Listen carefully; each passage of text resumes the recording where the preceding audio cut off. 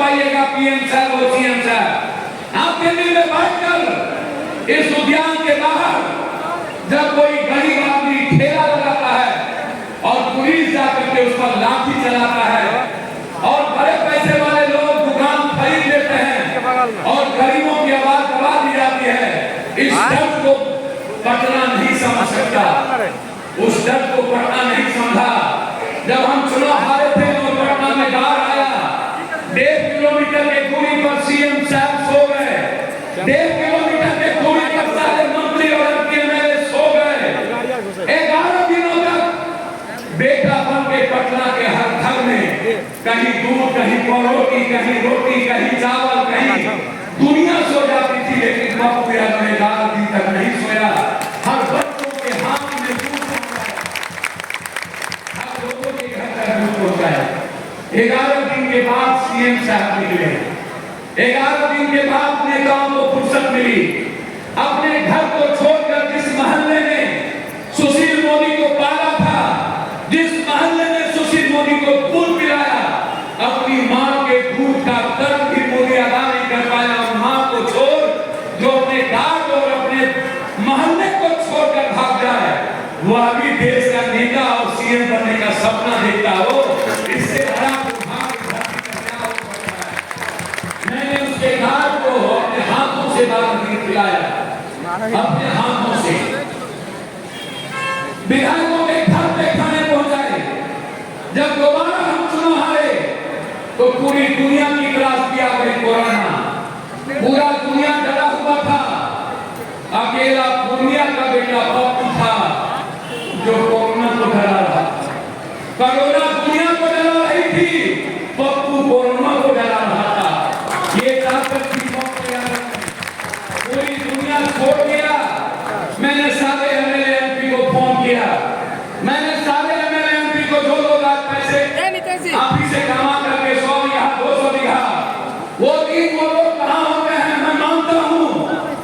पूर्णिया में बहुत सारे पूंजीपति, बहुत सारे पैसे वाले लोग हैं, मैं उनका सम्मान करता हूँ, वो मेरे परिवार के रिश्ते में से आते हैं, सभी लोगों की मैं इज्जत करता हूँ। पैसा किस काम के, जब आप एक इंसान के आंसू ना पोंछ पाएंगे तो फिर आपकी पैसे की क्या वैल्यू, आपका पैसा तो होता है। जब कोटा में पूरे बिहार का एक लड़का, एक बच्चा, एक मां कह रहा था पप्पू बेटा मेरे बच्चे को ला दो, एक पिता कह रहा था पप्पू बेटा मेरे बच्चे को ला दो, हम पीएम से कहे, हम सीएम से बोले, हमने सबसे बहुत भीख मांगी।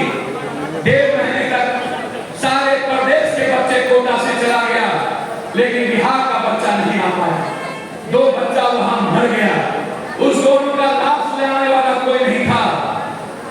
और जब हम 3 ट्रेन लेके पहुंचे, कोई भारत सरकार ने ट्रेन नहीं दी, वो पूर्णिया का पैसा था जिसने अपने बाप के पैसे से, इसके बाप के पैसे से हमने बिहार के वर्कर को हमें लाया। कोई भारत सरकार का पैसा नहीं था, कोई बिहार सरकार का पैसा नहीं था। जब एक भारत के मजदूरों के अकाउंट में 2-2 हजार रुपया अकेला पप्पू यादव हर लोगों से भीख मांग करके केरल में, चंडीगढ़ में, आंध्र में, तमिलनाडु में, महाराष्ट्र में, हर जगह बस। उस वक्त बिहार सरकार नहीं था, उस वक्त दिल्ली के पीएम नहीं थे, उस वक्त बिहार का बेटा था जो बिहार और बंगाल और यूपी के हर मजदूर को उसका घर किसी ने पहुंचाया। वो दम पप्पू यादव के था, जिसको पुनिया ने पैदा किया, वो किसी और ने नहीं था। जब चुनाव के पहले 10 करोड़ रुपया एमपी खर्च करता है, फिर चुनाव के बगैर जब पूर्णिया का बेटा, मधेपुरा, सहरसा, कटिहार, अररिया, किशनगंज का बेटा यदि कोटा में फंसा हुआ था, क्या किसी एमपी एमएलए को इतनी औकात नहीं थी कि कुछ पैसा 20 बस भेज के उस लड़के को बुला ले, 10 बस भेज कर लड़के को बुला ले? मैं आपसे पूछना चाहता हूँ, जब पटना में बिहार का सारा लड़का पानी में फंस गया था, जब सारी बेटियां हॉस्टल में रो रही थी, अकेला रात के 2 बजे तक जेसीबी, हर जेसीबी अकेला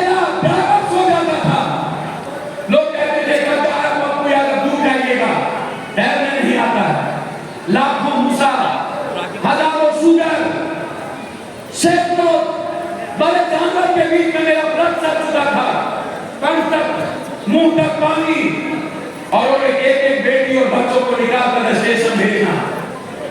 याद करिए वो भी, तब तो बिहार में एमएलए और एमपी नहीं था, तब सिर्फ पूर्णिया का बेटा था जो हर बिहार के लोगों की आवाज थी। पूर्णिया का कोई, बिहार का कोई घटना, कोई बार, यदि 12 बजे बाढ़ आया तो 4 बजे पप्पू यादव बेटा बन करके हनुमान के घर में पहुंच जाता था।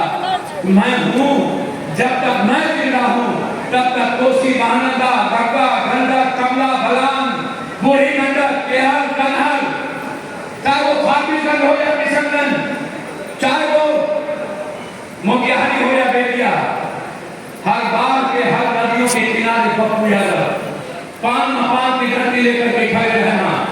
हम 5 दिन के बाद नहीं लगे थे, हम उसी रात पहुंचते हैं। जब तक आप सुबह आते हैं, पप्पू यादव ऑफिस में और अपने घर पर सुबह आपके लिए कोई व्यक्ति मेरे दरवाजे से नहीं गया। कौन ऐसा प्रधानमंत्री और मुख्यमंत्री एमएलए एमपी है जो किसी आम आदमी से मिलता हो? कर्पूरी ठाकुर के तरह, महात्मा गांधी के तरह क्या किसी से मुस्कुराने की हिम्मत खत्म हो गई? क्या किसी को अपना कहने की हिम्मत खत्म हो गई? क्या किसी के पैर छूने की हिम्मत खत्म हो गई? इस पीएम, सीएम और एमएलए एमपी को चुनाव के 10 दिन पहले पैर छूने की आदत क्यों है? सोशल मीडिया पर किसी नीचे में बैठकर, किसी एक गरीब के साथ बैठकर खा लेकर के ढोंग रचने की आदत क्यों है? ये हिम्मत उसके भीतर हर मिनट, हर सेकंड क्यों नहीं होता है? सवाल यहाँ है। सवाल मैं इसीलिए आपके बीच में, एक सिर्फ 83 में पूर्णिया ने एक बेटा को जन्म दिया था, और आज वो सारे मित्र, सारा परिवार का ये हिस्सा है, चाहे वो बुजुर्ग हो जिसने मेरे साथ लंबे समय तक चले हो, जिनकी उम्र 8 साल, 62, 55, 56, 57 की है, चाहे वो यूथ जिसकी उम्र 16 साल, 15 साल से लेकर के 24, 29, 30, 32, 33, 34, 40 हो, उनके पिता, उनके परिवार, वो सिर्फ गरीब और आम आदमी है। और मैं जिंदा जब तक रहूंगा, मेरा ये पैर और हाथ सिर्फ आपके लिए होगा, सिर्फ आपके लिए, सिर्फ आपके लिए। आपने सिर्फ देना सिखाया है हमको, आपने सिर्फ मदद करना सिखाया है हमको, आपने सिर्फ दुनिया के आंसू पोंछना सिखाया है हमको। हम आपके बीच, हम लड़ाई, मैंने कई बार कहा कि हमारा गठबंधन पूर्णिया, कोसी, सीमांचल तय करता है। ताकत में सबसे बड़ा दम होता है, और जिसके पास जनता रूपी भगवान की ताकत है, दुनिया में पीएम और सीएम की क्या औकात? जो औकात इस पूर्णिया की मट्टी की है, वो भारत में किसी की औकात नहीं हो सकती। तय करना है तो पूर्णिया तय करेगा। इसीलिए हमने कोई अगले बार लिफाफा साहब के चलते हम यहाँ से चले गए। लिफाफा साहब को 86,000 वोट आया और हम 11,000 से हाथ जुड़े। परिस्थिति यहाँ थी मधेपुरा में, लालू जी चुनाव नहीं लड़े, छोड़ दिए, छपरा चले गए, और कोई लड़ने की परिस्थितियां नहीं थी मधेपुरा के लोगों ने। उन्होंने भी एक बेटे की तरह सबसे ज्यादा वोटों से जीता है। फिर जब हम पूर्णिया